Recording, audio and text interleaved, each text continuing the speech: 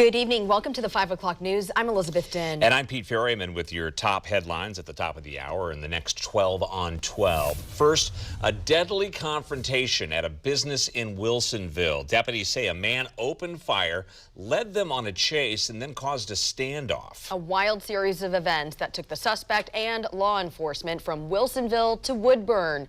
Fox 12's Drew Reeves is live with how this all ended today. Drew? Well, the sheriff's office has just identified the victim as 36-year-old Carl Hellinger of Portland. They say Hellinger was a manager of Heritage Specialty Foods, and Santiago had just been fired there. A company representative says that Hellinger was a trusted employee, and his coworkers are still trying to grapple with what happened. A quiet morning in Wilsonville quickly turned deadly inside a small family-owned company. We heard the sirens and thinking it was just something on the freeway. Deputies say Camilo Santiago walked into Heritage Specialty Foods, shot an employee, then drove off.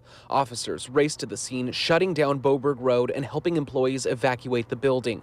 Nearby businesses watched the events unfold. We were kind of in amazement of, oh my gosh, this is really happening in front of our office. It was just really spooky. Meanwhile, deputies caught up with 25-year-old Santiago and followed him to a Woodburn neighborhood.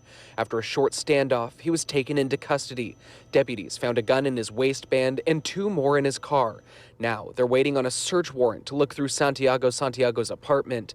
His neighbors say they can't believe he would do something like this. Sad because, nobody deserves that.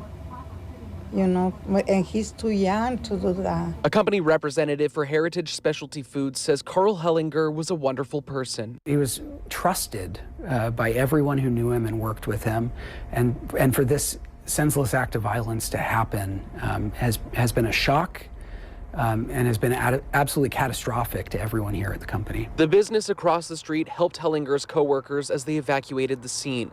One employee said she could see the heartache on their faces. They all seemed in shock, a lot of tears, just because they knew who got, who the victim was.